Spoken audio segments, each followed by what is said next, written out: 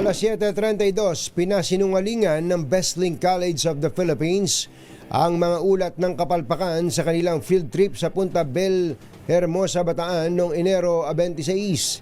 Ilang araw matapos ang viral incident ay sakalang naglabas ng pahayag ang eskwelahan at tinawag na disinformation ang mga ulat.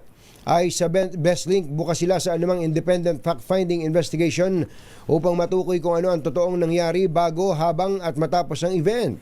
Aminado naman ang eskwelahan na nagkaroon ng hindi inaasahang pangyayari sa coordination sa transport service providers matapos ang event.